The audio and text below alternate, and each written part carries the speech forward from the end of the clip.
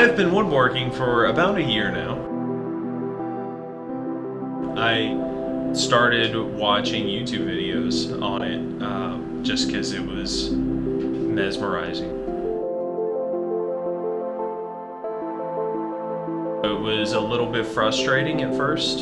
It's definitely taught me some patience. I don't know. It's something that I look forward to definitely during the week, coming out on a Saturday morning or Sunday morning and produce something or make something that I can be proud of.